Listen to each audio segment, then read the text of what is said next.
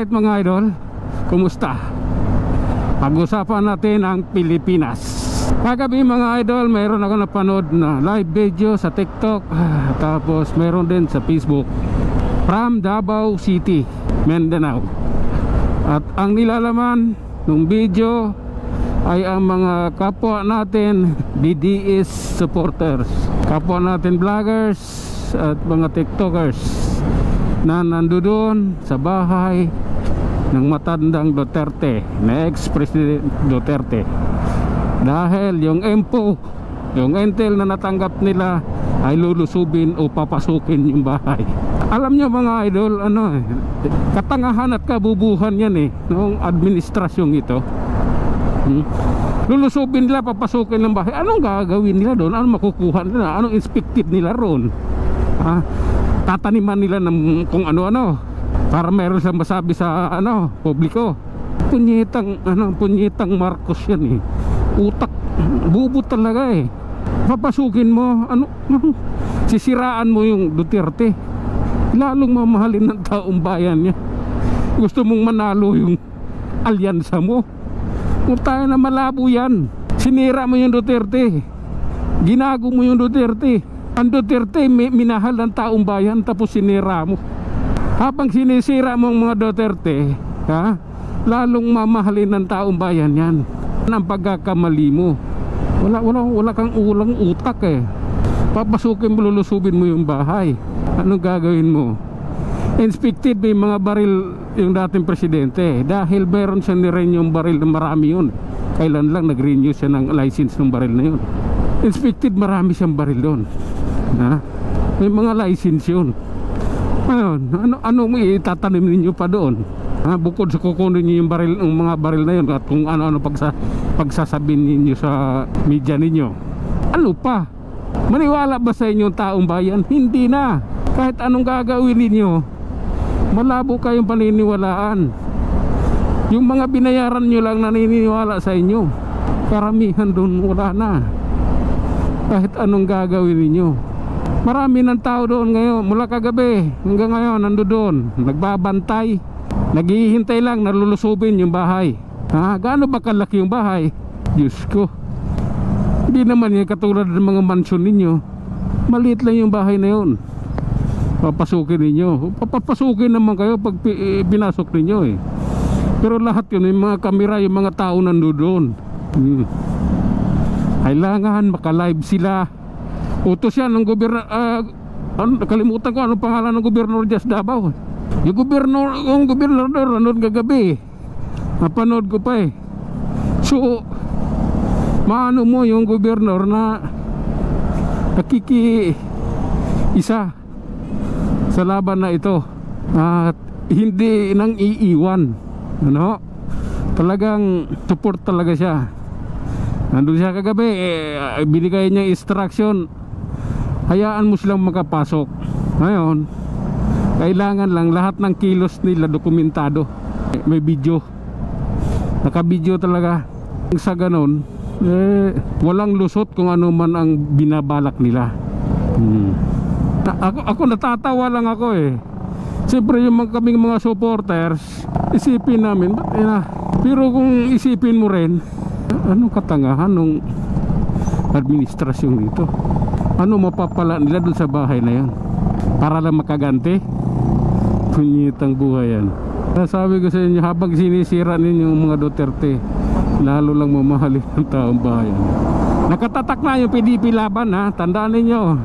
Hindi alyansa o anumang politiko nakatatak sa isipan namin. PDP laban. PDP laban ang ibubuto namin. Yun, nakatatak sa amin yun. At nangyayari lang yan itong 2025. Ngayon lang yan mangyayari. Ang ibubuto namin, PDP laban, walang iba. Ganun lang yun. Kung sa mga survey ninyo, lamang yung alyansa ninyo, magkano kaya binayad ninyo dyan para lang magmukhang pasok kayo mo sa lahat sa survey? Sa inyo yan. Basta kami, naniniwala kami, PDP laban lang kami. At alam namin, marami kami. Hindi nga kayo magkapag-campaign rally sa Mindanao na Ha? Sa Cebu hindi na rin. Try nyo ang pumunta doon, mag-camping rally kayo doon. Kung mayroon bang manunood taong mag-aabang sa inyo, ang PDP laban marami nag-aabang, lalo pag nandyan si BP Inday. Diyos ko, handa yan silang maghintay ng napakatagal na oras para lang kay BP Inday. Tandaan ninyo yan. Papatawa lang ako sa inyo, lalo ninyong sinisira. Kayo lang sumisira sa pangalan ninyo. Administrasyong ito, akala ninyo masisira ninyo ang pangalan Duterte. Alam ng buong mundo yan, pinagagawa ni Marcos. Lalo pa nga sumikat ang apelyedong Duterte.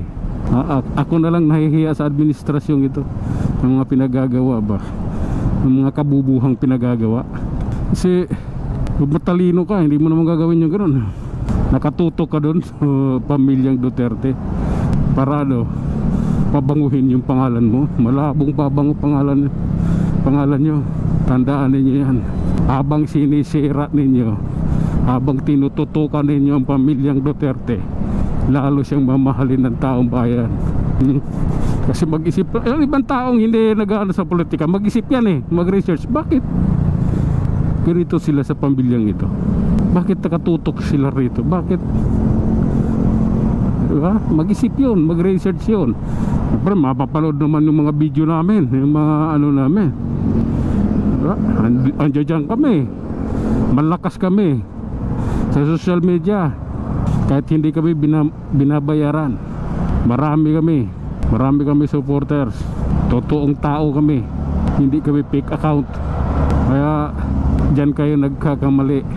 Lalong mamahalin, lalong dadami sa pamilyang Duterte ang magmamahal, dahil din yan sa pinaggagawa ng administrasyong ito.